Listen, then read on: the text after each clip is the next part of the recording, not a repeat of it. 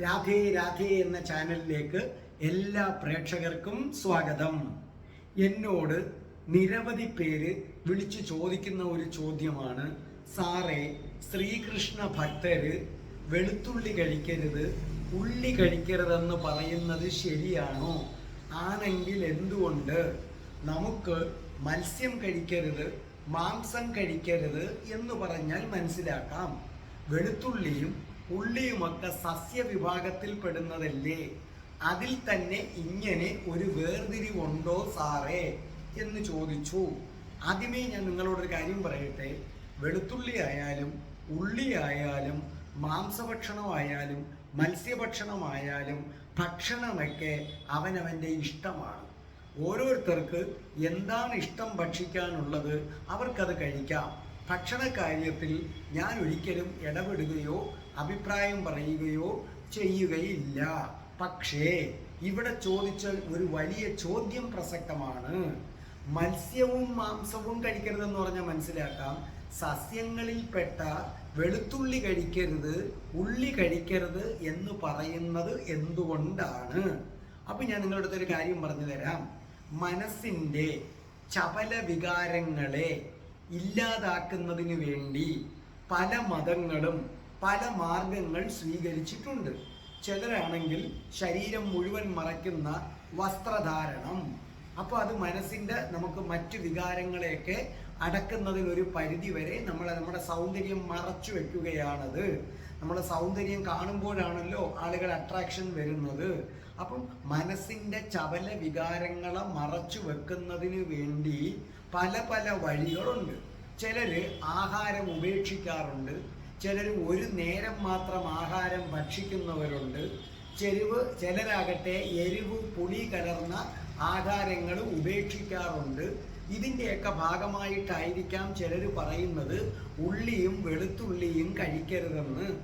അത്തരക്കാർ പറയുന്നത് ഉള്ളിയും വെളുത്തുള്ളിയും രജോ ഗുണവും തമോ ഗുണവുമൊക്കെ ഉള്ളതാണെന്നാണ് പറയുന്നത്. ഇവിടെ ഒരു വിശ്വാസമുണ്ട്. ഈ വെളുത്തുള്ളി എന്ന് പറയുന്നത് അമൃതാണ് സംഭവം.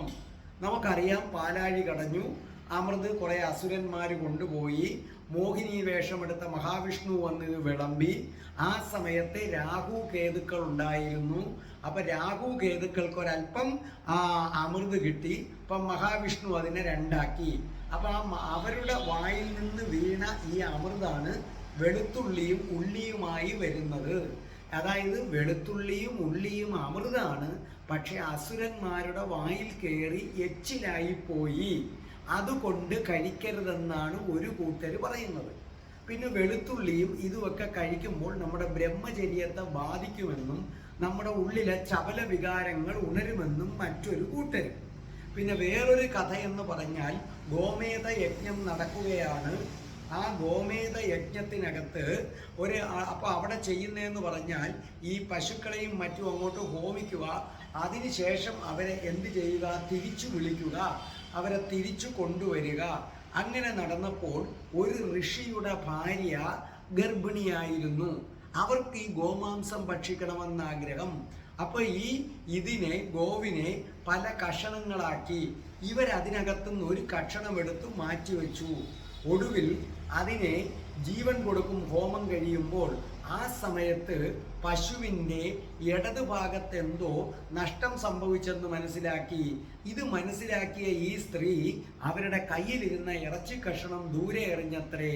അതിൻ്റെ അസ്ഥികൾ ചെന്ന് വീണിടമാണ് ഏതെന്ന് പറയുന്നത്, ഇറച്ചിയുടെ അസ്ഥി വീണിടമാണ് വെളുത്തുള്ളിയായിട്ട് വന്നതെന്നും മാംസം വീണതാണ് ഉള്ളിയായിട്ട് വന്നതെന്നും അത് കഴിക്കരുതെന്നുമാണ് മറ്റൊരു വിശ്വാസം.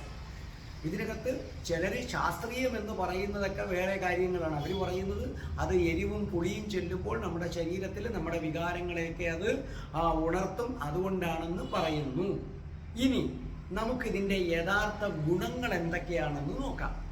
ഈ വെളുത്തുള്ളി എന്ന് പറയുന്നത് ഒരു ആൻറ്റി ബാക്ടീരിയലാണ്. ഇതൊരു ആൻറ്റിസെപ്റ്റിക് സ്വഭാവമുള്ളതാണ്. അതുകൊണ്ട് തന്നെ രോഗങ്ങളെ ഇല്ലാതാക്കാനുള്ള കഴിവ് വെളുത്തുള്ളിക്കുണ്ട്.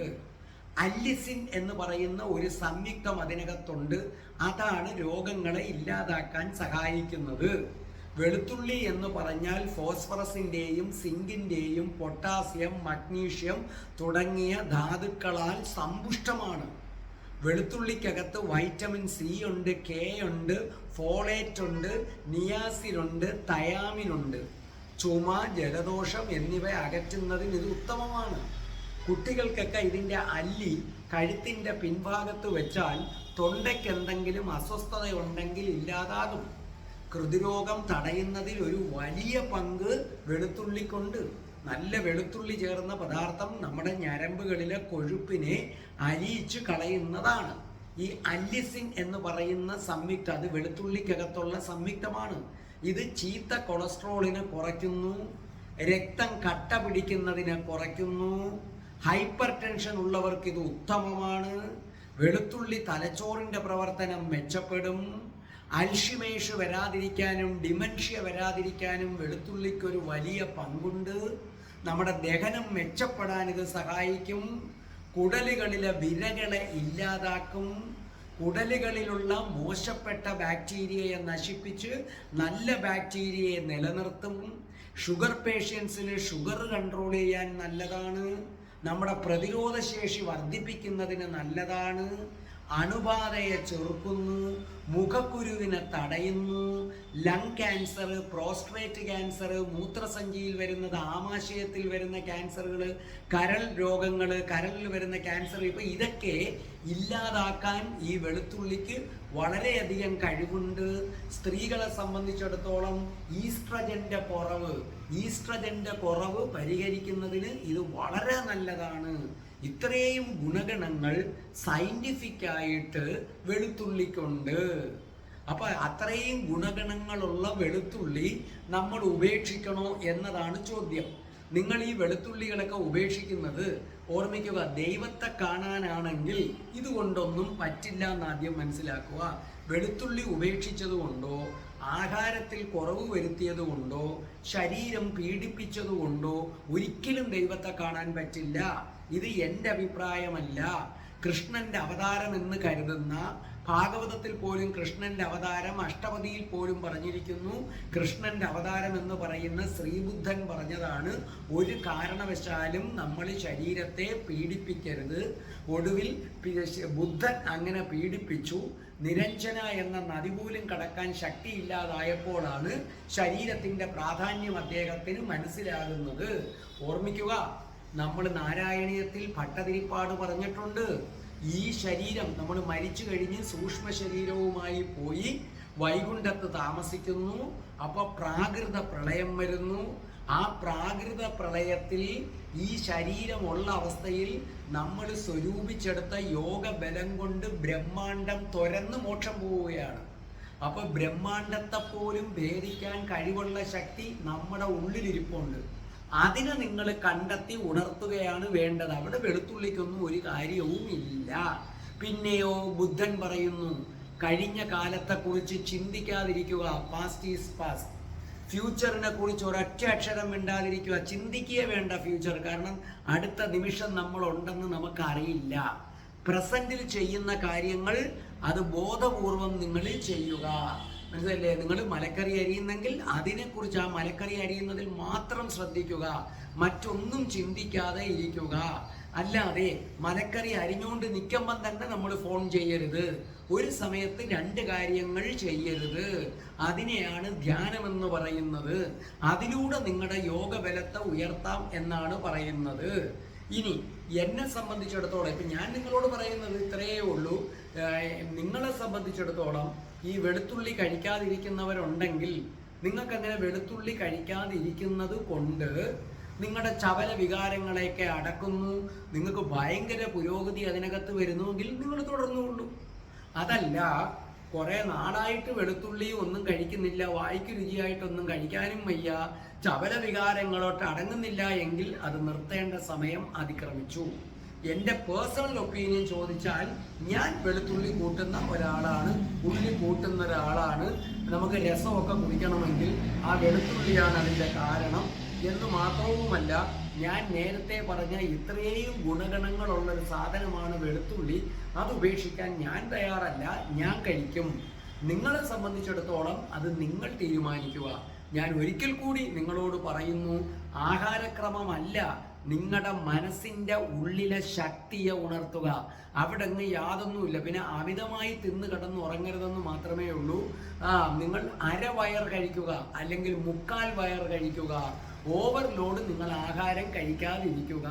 മത്സ്യമാംസങ്ങൾ നമുക്ക് ഉപേക്ഷിക്കാം. പിന്നെ ഒരു കാര്യവും കൂടി, ഈ ലോകത്ത് എന്തൊക്കെ സൃഷ്ടിച്ചിട്ടുണ്ടോ അതൊക്കെ ദൈവത്തിൻ്റെ സൃഷ്ടികളാണ്. അത് നല്ല സൃഷ്ടികളുമാണ്. ഇപ്പൊ പശു, കോഴി ഇതൊക്കെ നല്ലതാണ്. നമ്മളതിനെ കൊല്ലാൻ ദൈവം പറഞ്ഞിട്ടില്ല.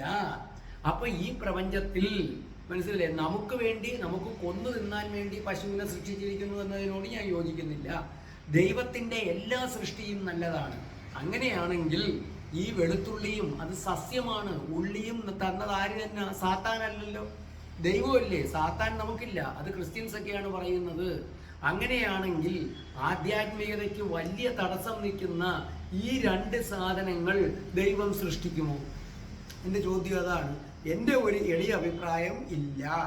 ആദ്യമേ തന്നെ ഞാൻ പറയട്ടെ, ഞാൻ പണ്ഡിതനൊന്നുമല്ല, വലിയ ഇതൊന്നും ഉള്ള ഒരാളല്ല. ഒരു സാധാരണ മനുഷ്യൻ എന്ന നിലയിൽ നിന്ന് എൻ്റെ അറിവുകൾ വെച്ചിട്ട് ഞാൻ പറഞ്ഞു. ഇനി എനിക്ക് ഒരിക്കൽ കൂടി നിങ്ങളോട് പറയാൻ ഇത്രയേ ഉള്ളൂ. നിങ്ങൾ വെളുത്തുള്ളി കഴിക്കാതെ ധ്യാനം നടത്തുന്നവരാണ്. നിങ്ങൾക്കതുകൊണ്ട് നിങ്ങളുടെ ചപല വികാരങ്ങളെ അടക്കി ധ്യാനത്തിലുമൊക്കെ ശ്രദ്ധ കേന്ദ്രീകരിച്ചു. നിങ്ങൾക്കതിന് ശേഷം പുരോഗതി ഉണ്ടെങ്കിൽ യെസ്, യു ക്യാൻ കണ്ടിന്യൂ. നിങ്ങൾക്കത് തുടരാം. അതല്ല, ഇത്രയും നാളും അതൊക്കെ ചെയ്തിട്ടും ഒരു ഗുണവുമില്ല, പഴയ കണക്ക് മനസ്സിലെ വികാരങ്ങളൊക്കെ ഉണ്ട്, ഒരു ഇഞ്ച് പോലും കുറഞ്ഞിട്ടില്ലെങ്കിൽ അത് നിർത്തിയിട്ട് വായിക്ക് രുചിയായിട്ട് വല്ലതും തിന്ന് ജീവിക്കാൻ നോക്ക്. രാധേ രാധേ, ഓ രാധേ രാധേ, രാധേ രാധേ, ഓ രാധേ രാധേ, രാധേ രാധേ, ഓ രാധേ രാധേ, രാധേ രാധേ, ഓ രാധേ രാധേ, രാധേ രാധേ, ഓ രാധേ രാധേ, രാധേ രാധേ, ഓ രാധേ രാധേ. ഓം ശ്രീം ഹ്രീം ക്ലീം ഐം രം രാസേശ്വരി രാധികായേ സ്വാഹ.